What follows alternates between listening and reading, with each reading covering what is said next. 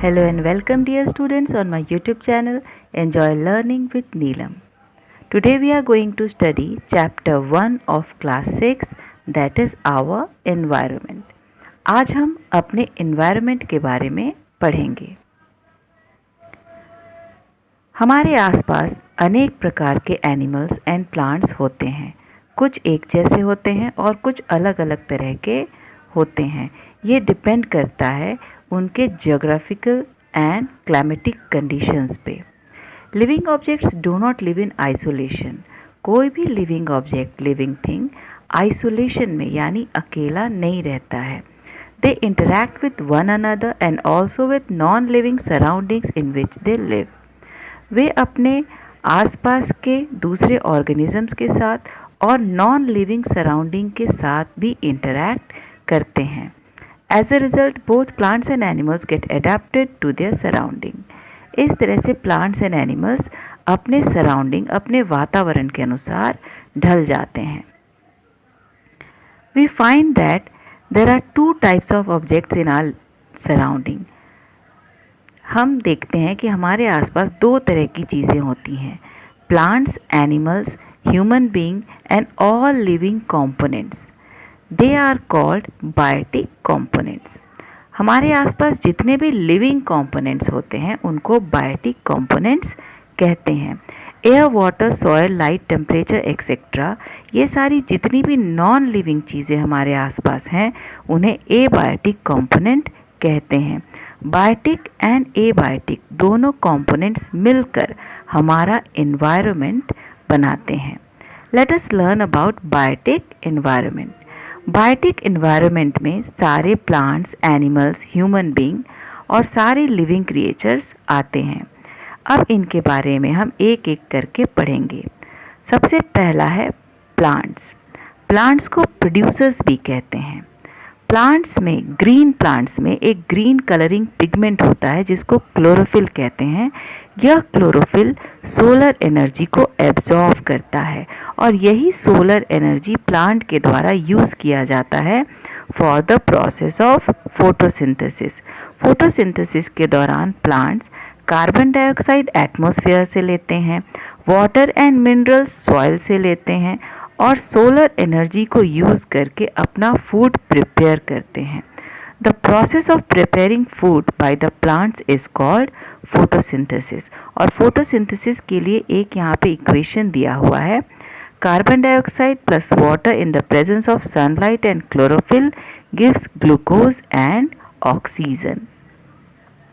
The green plants which prepare their own food are called producers और autotrophs। हरे पौधे जो अपना फूड स्वयं बना लेते हैं उनको प्रोड्यूसर्स या ऑटोट्रॉप्स कहते हैं। एनिमल्स, सेकेंड लिविंग फैक्टर हमारा है एनिमल्स। एनिमल्स अपना फूड स्वयं प्रिपेयर नहीं कर सकते, वे अपने फूड के लिए प्लांट्स पर डिपेंड करते हैं। दे आर कॉल्ड कंज्यूमर्स और heterotrophs.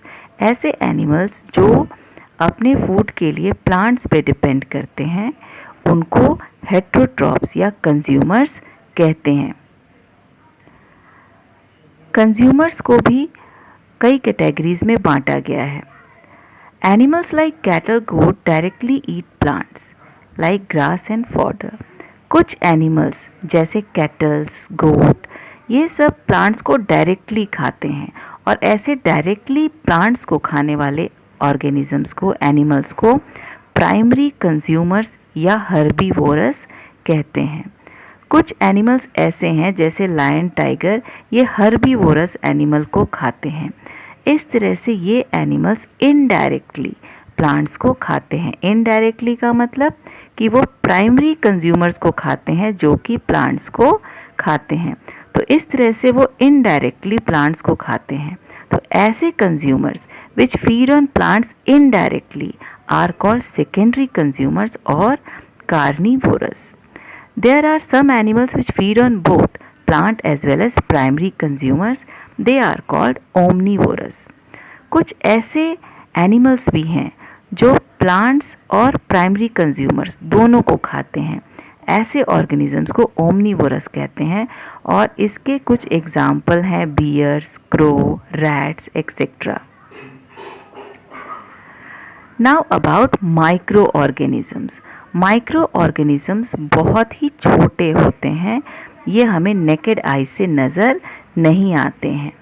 Micro organisms derive their food from dead and decaying plants and animals. They are called decomposers. ऐसे माइक्रो ऑर्गेनिजम्स जो dead and decaying plants and animals से अपना फूड डिराइव करते हैं उनको डिकम्पोजर्स कहते हैं। Decomposers break down the dead and decaying plants and animals into minerals. These minerals get mixed up with the soil and are again used by the plants. Decomposers plant and animal में जो के body को minerals में तोड़ देते हैं, break down कर देते हैं और ये मिनरल्स वापस मिट्टी में मिल जाते हैं जो कि अगेन प्लांट्स के द्वारा यूज़ कर लिए जाते हैं। इसी प्रोसेस को रीसाइक्लिंग ऑफ मिनरल्स कहा जाता है। Fungi and bacteria are the organisms that help in decomposition. They are so small that they cannot be seen with the naked eyes. They are called micro organisms. Fungi and bacteria decomposition में help करते हैं। ये बहुत ही छोटे होते हैं इसलिए इनको माइक्रो ऑर्गेनिजम्स कहा जाता है। Animals and birds like jackal, crow, vulture and kites consume dead bodies of animals. कुछ ऐसे जानवर और पक्षी भी हैं जो डेड बॉडीज़ को खाकर हमारे इन्वायरमेंट को, हमारे वातावरण को क्लीन बनाते हैं, साफ़ सुथरा बनाते हैं। ऐसे एनिमल्स एंड बर्ड्स को स्कैवेंजर्स कहते हैं और इनके एग्जाम्पल्स हैं jackal, crow, vulture, kite etcetera. Do you know if dead organisms are not decomposed, their number will go on increasing and there will be no space left for the living organisms.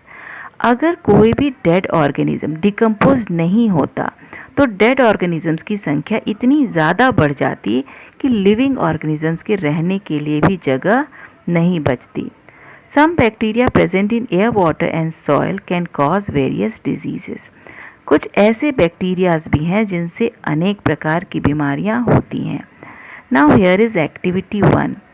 यहाँ एक activity है जिस activity में कुछ जानवरों के नाम दिए गए हैं और बताया गया है कि एक ज़ू फीडर है और उसको एनिमल्स को फीड करने के लिए, खिलाने के लिए उसे अलग अलग कैटेगरीज़ में बांटना है।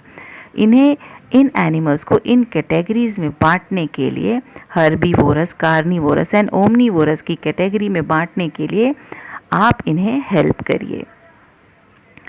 Here is another activity, activity 2। इसमें करना क्या है आपको कि कुछ न्यूज़पेपर, कुछ कपड़ों के टुकड़े और प्लास्टिक बैग्स को आपको मिट्टी के अंदर खोदकर दबा देना है और लगभग 1 मंथ के बाद उसको दोबारा निकाल कर देखना है।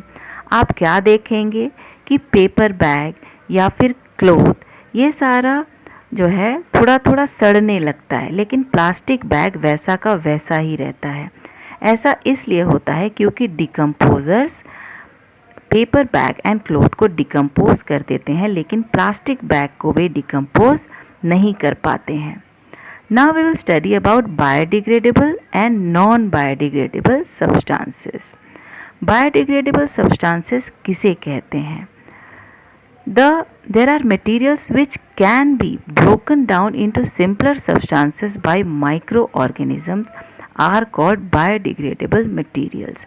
ऐसे मटेरियल्स जो माइक्रो ऑर्गेनिजम्स के द्वारा सिंपलर मटेरियल्स में तोड़े जा सकते हैं, ब्रेक डाउन किए जा सकते हैं, उनको बायोडिग्रेडेबल कहते हैं। For example kitchen waste, plant waste etcetera. And non biodegradable substances are those substances which cannot be broken down into simpler substances by the microorganisms. For example, plastic, aluminum foil, glass, etc. इसलिए हमें plastic का use कम से कम करना चाहिए। Plastic हमारे environment के लिए आज एक बहुत बड़ा खतरा बन चुका है। इससे होता क्या है कि ये सीवेज सिस्टम में अगर कहीं चला जाए तो ये ब्लॉकिंग करने लगता है, सीवेज के ड्रेन्स जो हैं ब्लॉक हो जाते हैं। प्लास्टिक अगर जलाया जाए तो ये हवा में भी पोल्यूटेड एयर के कारण हवा हमारी पोल्यूटेड हो जाती है। इसलिए हमें प्लास्टिक के बैग्स को कम से कम इस्तेमाल करना चाहिए। Do you know, in some cities a twin bin system has been introduced for the welfare of the environment. कुछ शहरों में आपने blue dustbin and green dustbins देखे होंगे। ब्लू डस्टबिन में आपको नॉन बायोडिग्रेडेबल वेस्ट डालना होता है, जैसे कि plastic, aluminium foil, glass, batteries etcetera. And green dustbin में आपको बायोडिग्रेडेबल वेस्ट डालना होता है, जैसे paper, cloth, cardboard etcetera. It is important for us to segregate biodegradable and non-biodegradable waste and decompose them in an environment-friendly way. Kitchen के waste को अगर हम गड्ढा खोदकर गाड़ दें तो कुछ समय के बाद माइक्रो ऑर्गेनिजम्स के एक्शन के द्वारा ये कंपोस्ट में चेंज हो जाता है। This compost can be used for growing healthy plants in the fields and gardens. In order to hasten the process of compost making, a variety of earthworms called red worms can be mixed with the kitchen waste. Compost बनने के process को तेज करने के लिए kitchen waste के साथ earthworm, जिन्हें red warm भी कहा जाता है, उनको मिला दिया जाता है। ये अर्थवॉर्म्स कंपोस्ट को बहुत फास्ट बना देते हैं। ये किचन वेस्ट को कंपोस्ट में बहुत तेज़ी से कम समय में कन्वर्ट कर देते हैं। The process of forming compost with the help of various worms, usually red worms, white worms and other earthworms, is known as vermicomposting. और इसी कंपोस्ट के बनने की प्रक्रिया को red worms, white worms and other earthworms के द्वारा जो ये कंपोस्ट बनता है, इस प्रोसेस को वर्मी कंपोस्टिंग कहते हैं। Vermi composting is an excellent nutrient rich organic fertiliser and soil conditioner. Vermi compost जो बनता है वर्मी कंपोस्टिंग के द्वारा, ये बहुत ही रिच होता है न्यूट्रिएंट्स में और एक ऑर्गेनिक फर्टिलाइज़र है। Here is an activity 3। इस एक्टिविटी में जो भी आप वेस्ट फेंकते हैं, थ्रो करते हैं, उसको आपको कैटेगराइज करना है 3 क्लासेस में, जिसमें रिसाइकल्ड कौन कौन से वेस्ट होते हैं उनको लिखना है, कौन कौन से वेस्ट रीयूज़ हो सकते हैं और कौन से वेस्ट का हम कंपोस्ट बना सकते हैं, उनको आपको इसमें लिख देना है। Now about abiotic environment. Abiotic components include physical condition and non-living materials that affect the growth, maintenance and reproduction of living components and can interact with each other. Abiotic components सारे physical conditions होते हैं या कहें कि non-living materials होते हैं जो बहुत ज़रूरी होते हैं living things के growth and maintenance के लिए। Air, water, light, temperature, soil, rocks, etc. abiotic components हैं। These non-living components form the physical और abiotic environment in nature. ये components मिलकर physical या abiotic environment बनाते हैं। इनके बारे में हम बारी बारी पढ़ेंगे। The first one is water. Water के बिना प्लांट्स एंड एनिमल्स का सर्वाइवल पॉसिबल नहीं है। प्लांट्स को अपने ग्रोथ के लिए वाटर चाहिए होता है, इसलिए हम अपने क्रॉप्स को इरिगेट करते हैं, उसमें पानी डालते हैं। एनिमल्स एंड ह्यूमन बीइंग के लिए भी अलग अलग एक्टिविटीज़ के लिए वाटर की ज़रूरत होती है, जैसे drinking, bathing etcetera. Rain water harvesting. Rain water harvesting क्या है? Rain water harvesting is a way to collect rain water when it rains. जब वर्षा होती है तो बारिश के पानी को कलेक्ट करके और उसको बाद में यूज़ करने के प्रोसेस को ही रेन वाटर हार्वेस्टिंग कहते हैं। ये पानी या तो हम ओवरहेड टैंक्स में या अंडरग्राउंड टैंक्स में इकट्ठा कर सकते हैं फॉर फर्दर यूज़, और क्योंकि ये वाटर इम्प्योर हो सकता है इसीलिए हाउस होल्ड पर्पस के यूज़ करने के लिए हमें इसे फिल्ट्रेशन एंड प्यूरिफिकेशन के बाद ही यूज़ करना चाहिए। यदि शहरों में रेन वाटर हार्वेस्टिंग किया जाने लगे तो इससे हमारे मिट्टी के अंदर का जो वाटर लेवल है ये इंक्रीज़ करने लगेगा और इससे ग्रीनरी यानी कि हरियाली बढ़ने लगेगी। If rainwater is not collected, it flows down to the river situated far away through the drains and is thus not available for immediate use. अगर हम रेन वाटर को कलेक्ट नहीं करें तो वह बहकर नदियों में चले जाते हैं और उसको हम अपने यूज़ के लिए जमा करके नहीं रख पाते हैं। अगर ये पानी रोड या कंक्रीट में के बने सतहों पे गिरता है तो ये नालियों से बह जाता है, लेकिन यदि ये नॉर्मल ग्राउंड पे अनट्रीटेड ग्राउंड पे गिरता है तो ये सीप होकर धरती के अंदर चला जाता है और ग्राउंड वाटर को रिचार्ज करके ग्राउंड लेवल को बढ़ाता है। Here is activity 4। इस एक्टिविटी में आपको इनोवेटिव वेज ढूंढने हैं वाटर के यूज़ के लिए और साथ ही साथ वाटर के वेस्टेज को मिनिमाइज करने के लिए। Now we will study about air. Air is necessary for all living organisms. Air is a mixture of gases and its main components are oxygen, nitrogen and carbon dioxide. Plants and animals use oxygen for respiration. Plants and animals दोनों ही respiration के लिए oxygen को use करते हैं। Plants photosynthesis के process के दौरान carbon dioxide gas को यूज़ करके ऑक्सीजन रिलीज करते हैं एटमॉस्फेयर में। Besides oxygen, nitrogen and carbon dioxide, small amount of other gases, very many bacteria and viruses and dust are also present in air. हवा में oxygen, nitrogen and carbon dioxide के अलावा dust, virus and bacteria भी होते हैं। साफ हवा हमारे स्वास्थ्य के लिए बहुत ज़रूरी है। It provides the oxygen that is necessary to sustain life. Now we will study about light. Natural light is provided to us by sun during the day and moon during the night.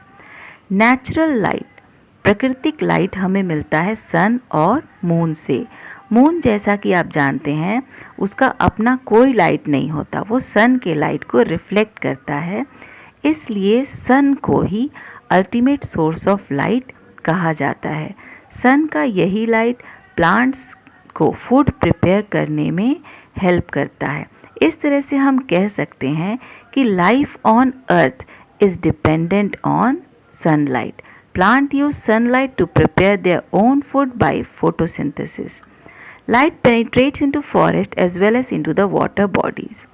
Light जंगलों में और water bodies में भी penetrate करते हैं। पानी के अंदर जो एक्वेटिक प्लांट्स होते हैं वो सनलाइट को यूज़ करके फोटोसिंथेसिस प्रोसेस के द्वारा ऑक्सीजन रिलीज़ करते हैं, जिससे दूसरे एनिमल्स, एक्वेटिक एनिमल्स उस ऑक्सीजन के द्वारा रेस्पायर करते हैं, ब्रीदिंग करते हैं। लेकिन पानी की बहुत गहरी सतह में सनलाइट नहीं पहुंच पाता है, इसलिए वहाँ बहुत कम, न के बराबर पेड़ पौधे होते हैं। प्लांट्स एंड एनिमल्स लाइट के लिए अलग अलग तरह से रिस्पॉन्ड करते हैं। मॉर्निंग ग्लोरी एक ऐसा पौधा है जिसके फूल सनलाइट, सनराइज के बाद खिल जाते हैं और सनसेट के बाद क्लोज हो जाते हैं। सनफ्लावर एक ऐसा ही फूल है जो मॉर्निंग के समय ईस्ट की तरफ फेस करता है और इवनिंग के समय वेस्ट की तरफ फेस कर लेता है। कुछ एनिमल्स भी अपना बिहेवियर लाइट के अनुसार शो करते हैं। मैक्सिमम एनिमल्स डे टाइम में ही एक्टिव होते हैं, दिन के दौरान एक्टिव रहते हैं, अपना भोजन ढूंढते हैं।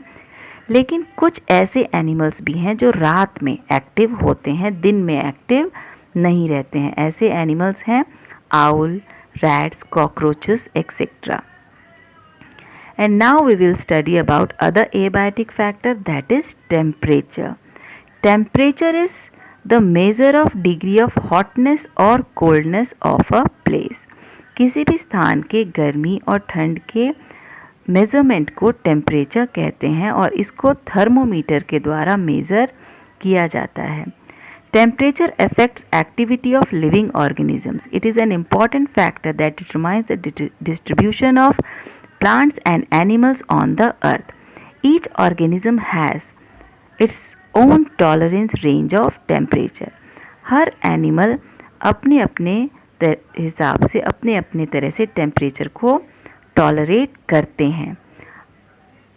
Maximum animals and plants warm climate में सरवाइव करते हैं, लेकिन कुछ ऐसे भी एनिमल्स एंड प्लांट्स हैं जो कोल्ड क्लाइमेट में सरवाइव करते हैं।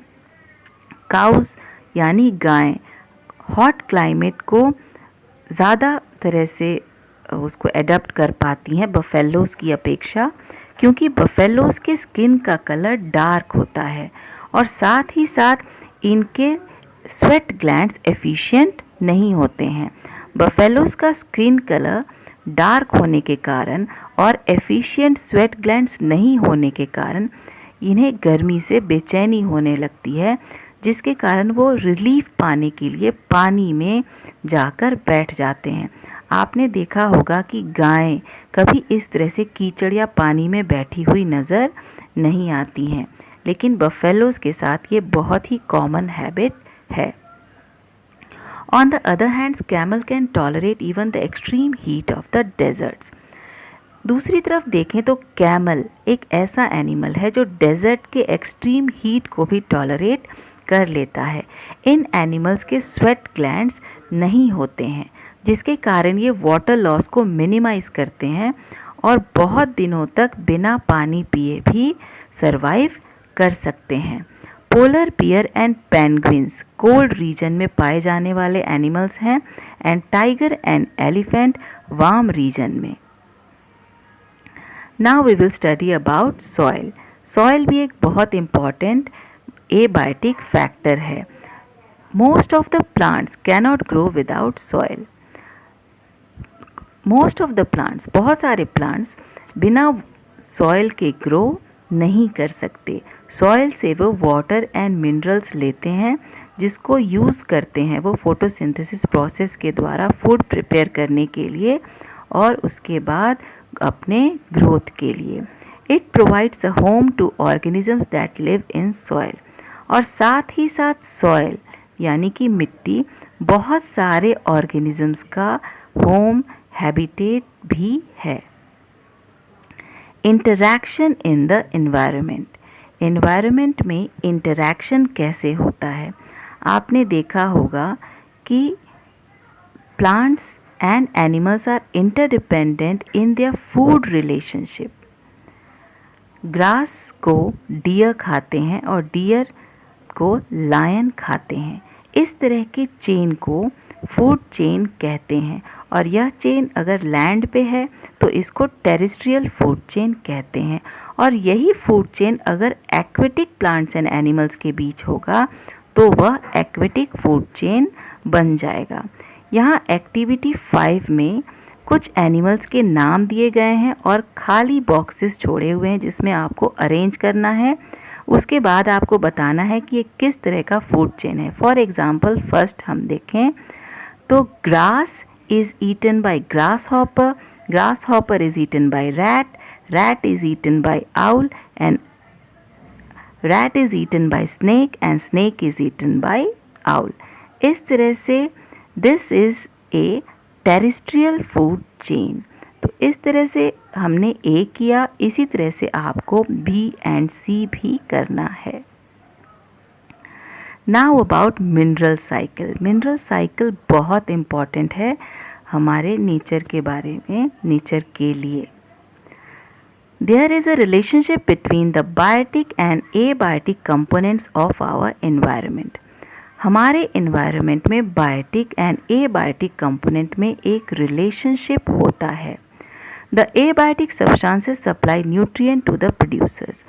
एबायोटिक सब्सटेंसेस जैसे एयर, सॉइल, वाटर, ये सारे प्रोड्यूसर्स को, ग्रीन प्लांट्स को न्यूट्रिएंट सप्लाई करते हैं, जिससे ग्रीन प्लांट्स फूड प्रोड्यूस करते हैं और उसके बाद यही फूड जो है फूड चेन में पास ऑन हो जाता है दूसरे ऑर्गेनिजम्स की तरफ, और आफ्टर डेथ ये ऑर्गेनिजम्स डिकम्पोजर्स के द्वारा वापस डिकम्पोज करके मिनरल्स में कन्वर्ट कर दिए जाते हैं, जो मिनरल सॉइल में मिल जाता है।